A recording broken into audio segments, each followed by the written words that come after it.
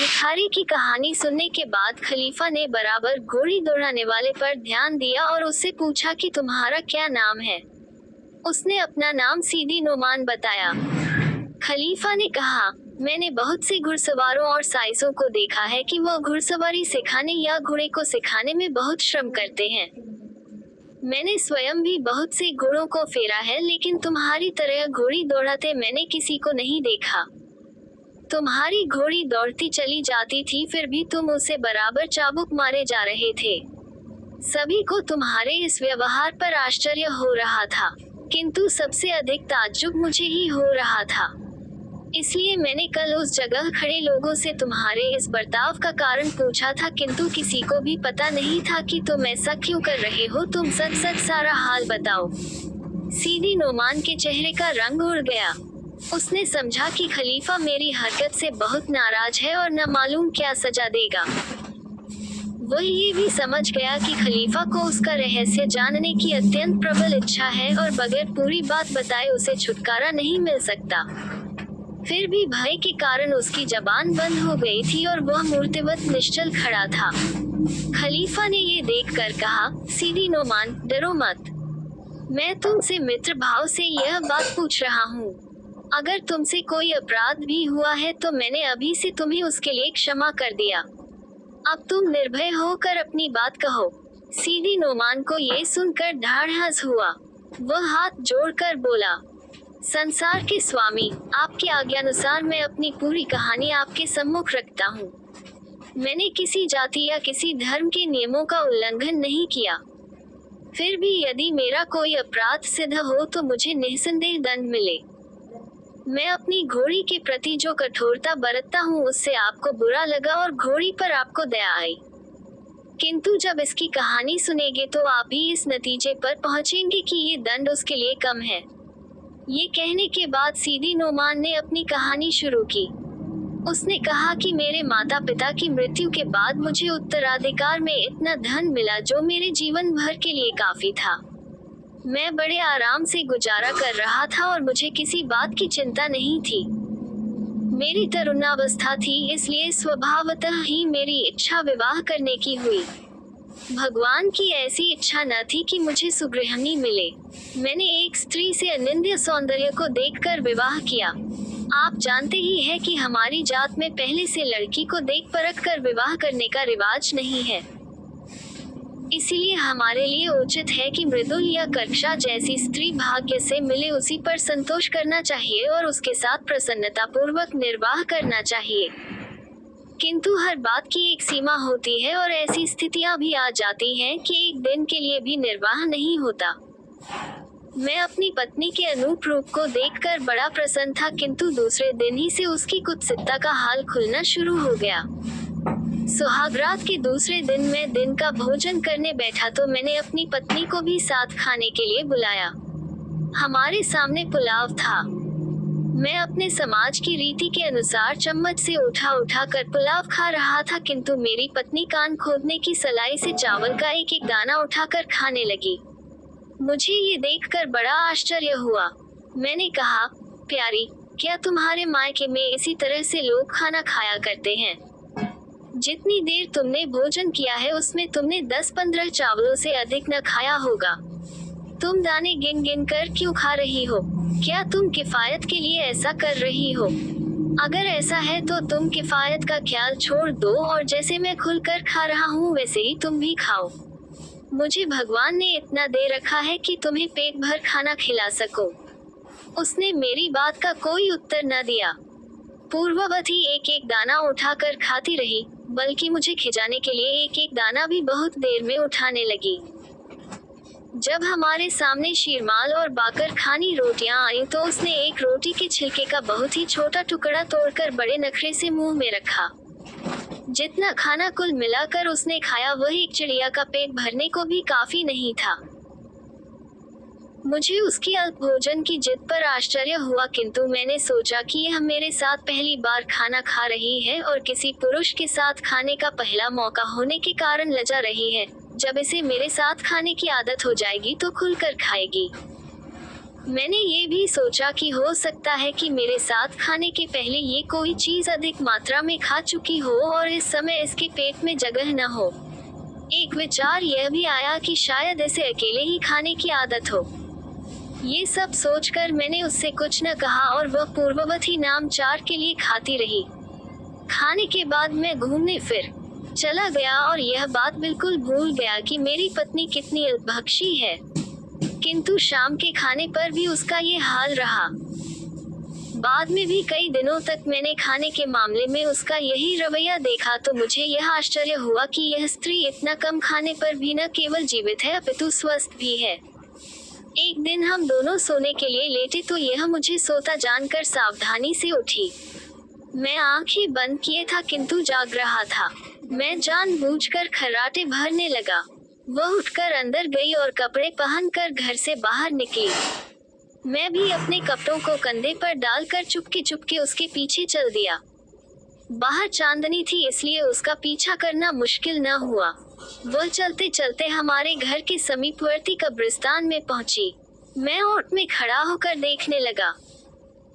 मैंने देखा कि मेरी पत्नी एक नरभक्षी जंगली के साथ बैठी है और उससे प्रसन्नतापूर्वक कुछ बातें कर रही है। वे बातें मेरी समझ में नहीं आईं क्योंकि मैं दूर खड़ा हुआ था। दीनबंधु, आपको मालूम ही है कि नरभक्षी जंगली रास्ते में इक्का दुक्का मुसाफिर को देखकर उसे मार डालते हैं और खा लेते हैं।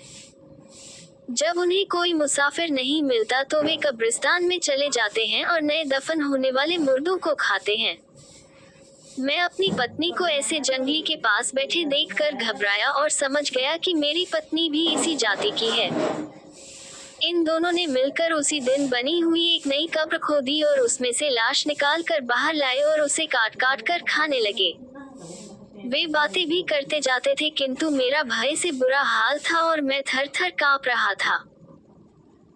जब वे दोनों पूरी लाश का मांस खा चुके तो उन्होंने उसकी हड्डियों को कब्र में वापस डाला और कब्र पर मिट्टी इस तरह चढ़ा दी जिससे मालूम हो कि कब्र खोदी ही नहीं गई थी। मैं उन दोनों को वहीं छोड़कर घर में आ गया और दरवाजा खुला छोड़कर पलंग पर जा लेटा और सोता हुआ दिखने लगा। कुछ देर में मेरी पत्नी आई। उसने अंदर के कमरे में जाकर वस्त्र बदले और सावधानी से मेरे पलंग पर लेट गई। उसके बर्ताव से स्पष्ट था कि वही ये नहीं जानती कि मैं उसके पीछे पीछे जाकर उसका सारा हाल देख आया हूँ। मुझे ऐसी मुर्दाखोर स्त्री के साथ सोने में बड़ी घृणा उत्पन्न हुई और मैं उससे बचकर ही लेटा रहा और सो गया। सुबह मस्जिद के मुल्ला की अजान सुनकर मैं उठा। नित्य कर्म से निवृत्त होकर मैंने स्नान किया, फिर मस्जिद में जाकर दूसरी नमाज पढ़ी। इसके बाद मैं बागों की सैर करने चला गया। टहलते टहलते मैं सोचने लगा कि किस प्रकार अपनी स्त्री की यह गंदी आदत छुड़ाऊं। घर आकर भी मैं यही सोचता रहा। दोपहर के भोजन के समय उसने पुराना क्रम जारी रखा, यानी एक एक दाना उठाकर खाने लगी। मैंने कहा, रानी, अगर तुम्हें कोई विशेष वस्तु पसंद न हो तो दूसरी मंगवा लो, यहाँ तो रसोई में सब कुछ है। फिर हर रोज खाने में भी बदल बदल कर बनाए जाते हैं, इसलिए एक रस्ता का सवाल भी नहीं है। अगर तुम्हें इन खानों में कुछ भी पसंद न हो तो अपने पसंद की जो भी चीज जैसे भी चाहो बनवा लो या बना लो। मैं तुमसे पूछना चाहता हूँ कि क्या दुनिया में मुर्दे के मांस से, जिसे तुम स्वाद से खाया करती हो, अधिक स्वादिष्ट भोजन कोई नहीं है। मेरी बात पूरी भी नहीं हुई थी कि वह समझ गई कि मैंने उसका शवभक्षण का भेद जान लिया है। क्रोध के मारे उसका चेहरा लाल हो गया, उसकी आंखें उभर आईं और उसके मुंह से झाग निकलने लगा। उसका क्रोध देखकर मैं भयभीत हो गया कि न जाने ये दुष्ट अब क्या करे। उसने दांत पीसते हुए कहा, नीच, दुष्ट, कमीने, तूने छुपकर मेरा रहस्य जान लिया, लेकिन तू अब इस योग्य नहीं रहेगा कि किसी से वह भेद कह सके। ये कहकर उसने पास रखे हुए गिलास के जल में उंगलियां डुबोई और कुछ बोलने लगी जिसे मैं समझ न सका। फिर उसने उंगलियों का पानी मुझ पर छिड़क कर कहा, कुत्ता बन जा। उसके इस शब्दों के साथ ही मैं कुत्ता बन गया। वह एक लकड़ी उठाकर मुझे मारने लगी। वह शायद मुझे इतना मारती कि मैं मर ही जाता।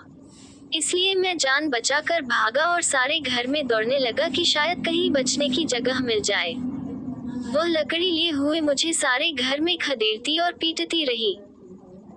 जब थक गई तो उसने दरवाजा खोल दिया और मैं दर्द से चिल्लाता हुआ घर के बाहर भाग गया ताकि उसकी पिटाई से बच सकूं। बाहर आकर भी मुझे चैन न मिला। मोहल्ले के कुत्ते मुझे देखकर भौंकने लगे और मुझे पकड़कर झिंझोड़ने भाभोरने लगे। मैं बाजार में भाग कर गया और एक दुकान में, जहां बकरी की सिरिपाई और जीभ बिकती थी, घुसकर एक कोने में छुप गया। दुकानदार को मुझ पर दया आई और उसने मेरे पीछे पड़े हुए कुत्तों को भगा दिया। मैं रात भर वहीं पड़ा रहा। सुबह दुकानदार सिरिपाई लेने गया और बहुत सा माल लेकर अपनी दुकान में रखा। मांस की ध पाकर बहुत से कुत्ते दुकान के सामने आ गए। मैं भी जाकर उनमें मिल गया। दुकानदार ने देखा कि मैं रात भूखा ही रहा हूँ, इसलिए मेरे सामने उसने मांस का एक लोथा डाल दिया। मैं मांस की ओर झुका भी नहीं, दुकानदार के सामने जाकर दुम हिलाने लगा। दुकानदार यह न चाहता था कि मैं हमेशा उसकी दुकान में रहूं, इसलिए उसने एक लकड़ी उठाकर मुझे धमकाया। मैं भागकर एक नानबाई की दुकान के आगे पहुंचा। वह उस समय भोजन कर रहा था। उसने रोटी का एक टुकड़ा मेरे आगे फेंक दिया। मेरा इरादा उससे खाना मांगने का न था, फिर भी मैं कुत्तों की भांति झपटा और रोटी खाने लगा। फिर उसके आगे जाकर दुम हिलाने लगा। वह मेरा रूप देखकर प्रसन्न हुआ और मुस्कुराने लगा। मैंने समझ लिया कि इसे इस बात में कोई आपत्ति नहीं है कि मैं उसकी दुकान में रहूं। मैं उसकी दुकान के सामने उसकी ओर मुंह करके बैठ गया। शाम को जब नानबाई ने दुकान बंद की तो वह मुझे अपने घर ले गया।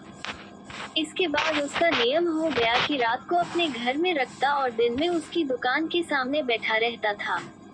उसे ये देखकर भी बड़ी खुशी हुई कि मैं उसकी अनुमति के बगैर उसके घर के अंदर पाँव नहीं रखता। वह मुझे बहुत प्यार से रखता था और खूब खाने को देता था। मैं भी उसकी ओर ताकता रहता था और उसके इशारे पर ही सब काम किया करता था। उसने मेरा एक नाम भी रख दिया था। मैं हर जगह अपने नए मालिक के पीछे पीछे घूमता था और उसे भी मेरा इतना शौक हो गया था कि अगर कभी वह बाहर जाता और उस समय मैं अपने कोने में सो रहा होता तो वह मेरा नया नाम लेकर पुकारता और मैं उसके पास दौड़कर चला जाता। वह मुझसे तरह तरह से दिल बहलाया करता था। मैं उसके इशारे पर कभी लेटता, कभी बैठता, कभी दो टांगों पर खड़ा होता, कभी कोई फेंकी हुई चीज उठा लाता। इसी तरह बहुत दिन बीत गए। मेरा मालिक मुझसे और मैं अपने मालिक से बहुत प्रसन्न रहा करते थे और एक दूसरे का साथ पसंद करते थे। एक दिन उसकी दुकान में एक स्त्री आई और सामान खरीद कर जब दाम देने लगी तो अच्छे सिक्कों के साथ एक खोटा सिक्का भी मिलाकर देने लगी। नानबाई ने खोटा सिक्का उसे फेर कर दिया तो वह तकरार करने लगी। नानबाई ने कहा, तुम मेरी बात नहीं मानती हो, इस सिक्के को तो मेरा कुत्ता भी खोटा कह देगा। ये कहकर उसने मुझे पुकारा। मैं दौड़कर उसके सामने गया तो उसने उस स्त्री को दिए सभी सिक्के मेरे आगे फेंक दिए और कहा कि इनमें खोटा सिक्का पहचान ले। मैंने सारे सिक्के अलग अलग किए, फिर मैंने उसमें से सारे अच्छे सिक्के एक ओर समेट दिए और खोटे सिक्के पर पंजा रखकर नानबाई की ओर देखने लगा। नानबाई ये देखकर बहुत खुश हुआ। उस स्त्री को भी आश्चर्य हुआ और उसने खोटा सिक्का बदल दिया। उस स्त्री के जाने के बाद नानबाई ने आसपास के लोगों से कहा कि मेरे कुत्ते को खरे खोटे सिक्कों की पहचान है। उन्होंने पहले विश्वास न किया और मेरी परीक्षा लेनी चाहिए। उन्होंने अच्छे सिक्कों में खोटे सिक्के मिलाकर मेरे आगे फेंक दिए और देखने लगे कि मुझे खरे खोटे की पहचान है या नहीं। मैंने उन सिक्कों को देखा और एक एक करके सारे खोटे सिक्कों पर अपना पंजा रखता चला गया। पड़ोसी दुकानदारों को ये देखकर बड़ा आश्चर्य हुआ। उन्होंने दूसरे दुकानदारों तथा ग्राहकों से कहा कि फलाने नानबाई के कुत्ते को खरे खोटे सिक्कों की परख है। कुछ ही दिनों में ये समाचार सारे नगर में फैल गया और बहुत से लोग सिक्कों को परखवाने के लिए नानबाई के पास आने लगे।